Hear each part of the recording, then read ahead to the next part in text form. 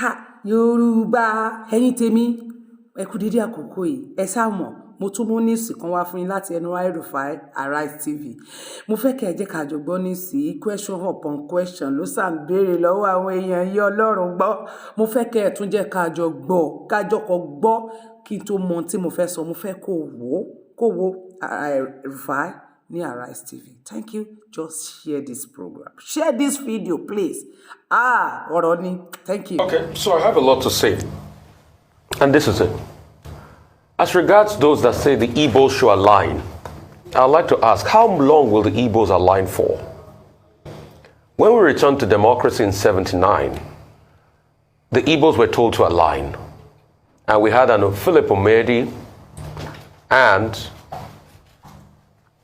architect of blessed memories, Alex Ekweme. They were both running mates to two contenders, and an Igbo man emerged as vice president. Since then, the Igbos have been aligned. In 1979 to this time, you can do the math how many years? Well over 40 years. And that's why I got taken aback with the statement that the candidate of the PDP will be a stopgap to Igbo presidency in 2027? Is that it now? So don't the Igbos have a chance toward presidency? We all know what caused the problem in the PDP in the first place, that it was going to be zoned to the south. And when it was not the case any longer, a lot of people feel disgruntled because it was opened up and they felt the race was going to favor Alhaji Atiku Abubakar. All we just want is a fair country. And a fair country means rotation. If this side has it, the other side should be able to have it. If we want to rotate along geopolitical lines or along ethnic groups, two certain ethnic groups have had it, then it's only fair for the Igbos too, in terms of balancing. So that's why when I hear narratives like, I'm going to be a stopgap, Dr. Abati, yeah, you interpreted it, yeah, maybe he might be saying he wants to do a term, we're not sure, and we can't quote him on that. But the truth is, isn't it saying invariably that, oh, the Igbos will have to wait another turn? And the question should be, how long will the Igbos wait? How long will they have to wait and keep aligning with people? Probably, maybe if 2027 comes, they'll have to wait some more. I just want a fair country. And this is a balanced argument. There are three people on this show. I speak, Ayo speaks, Dr. Abati speaks. That's fairness. Let's say it's presidency. Dr. Abati takes a turn, Ayo takes a turn, I take a turn. I just needed to put that out there. How long will the Igbos keep aligning? But apart from that, good political stomp, good crowd, good showing. But what I expected more was what was going to be done as regards infrastructural development for the long-suffering Igbo people and the people of the Southeast. I am excited about the second Niger bridge, at least it's passable. But we don't want a case that it will be abandoned when it ought to be completed by 2024. Also, there must be rail lines that goes into places like Aba so that products can be taken out and economic empowerment can come. Every part in this country is blessed. The Igbos are entrepreneurial. They have a lot of economic power in some of their hubs. I believe rail, to take those products out, will benefit them a great deal. Also, I'm happy he mentioned the problem of erosion. Erosion is cutting away Anambra. Remember my last time in Anambra? Erosion has really dealt with that state and other parts of the East. Then a lot more federal presence and projects there to be able to calm the nerves of the people so that this talk of marginalization can start to peter out. So these are the conversations. I'm happy he enunciated some, but we can make more commitments.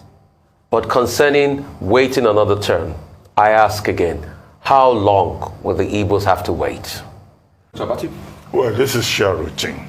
We're in a season when, our politicians, presidential candidates are going around. So they will go from Anambra to Akwa Ibom to everywhere because they need to engage with the people. I hope everyone does so from a position of humility, not arrogance or a sense of entitlement. So Atiku Abubakar going to Anambra is not big news. He has to go everywhere. He has to engage with the people. That is what we expect the presidential candidates to do. However, what has he done this time around? Well, yes, he has repeated more or less the same issues. He says he will unify Nigeria. So he told the people. And it was accompanied by about 9 PDP governors and about 15 persons who are prominent, political candidates of the People's Democratic Party.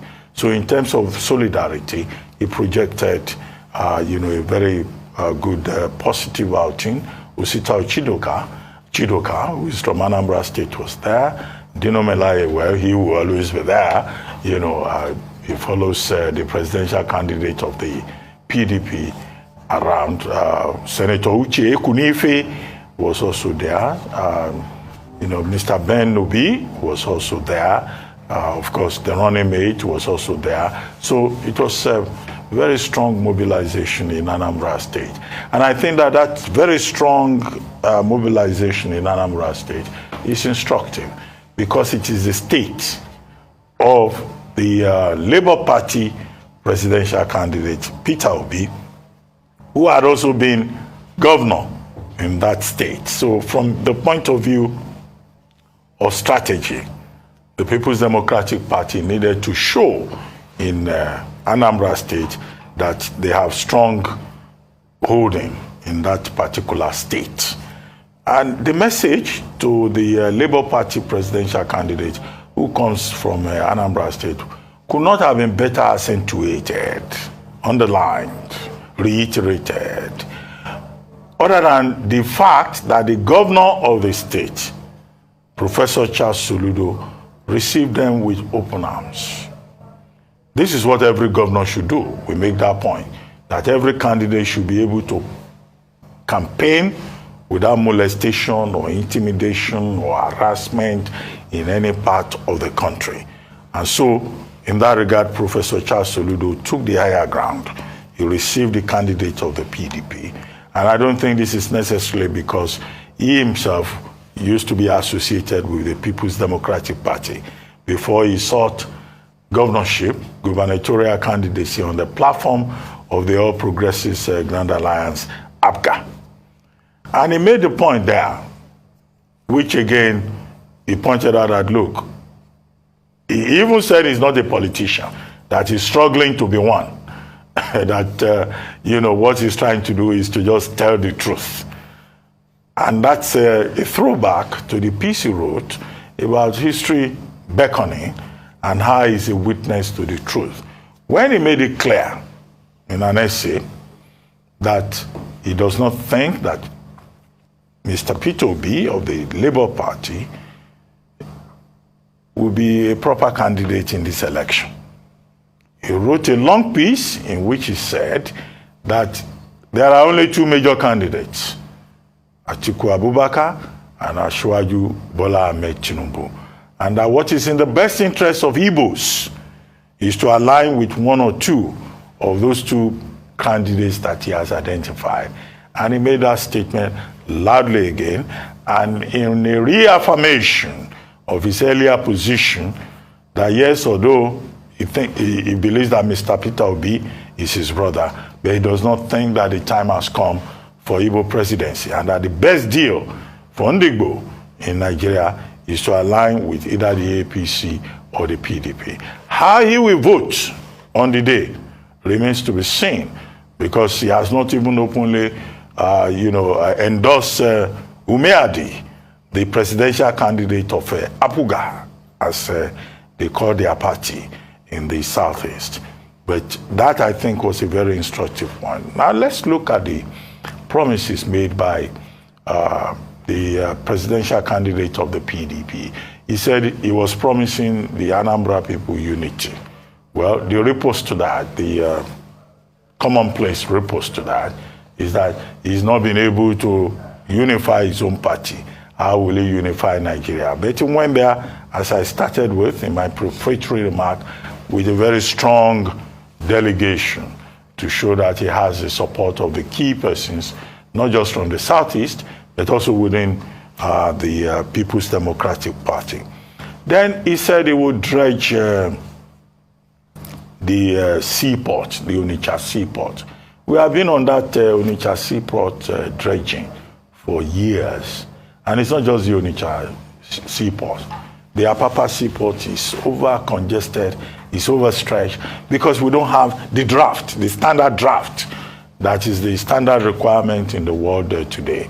And yet we have other ports in the country that need to be dredged on a port and other ports elsewhere, the cocoa port and all of that. So, but that is a promise. So these politicians, they're very strong in terms of the promises that they make.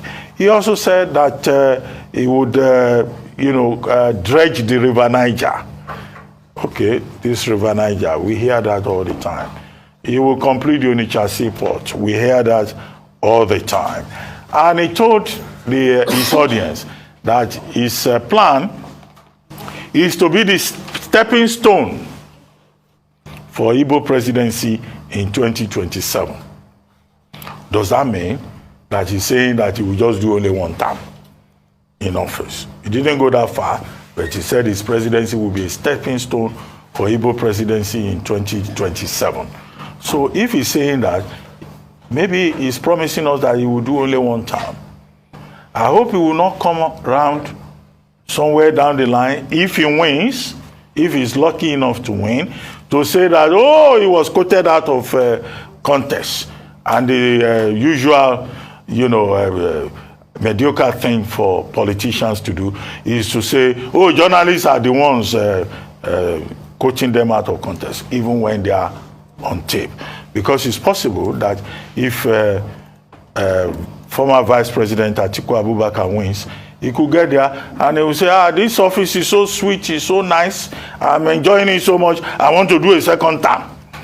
He will have forgotten that he promised the people of Anambra State Igbo presidency, stepping stone to Igbo presidency in 2027.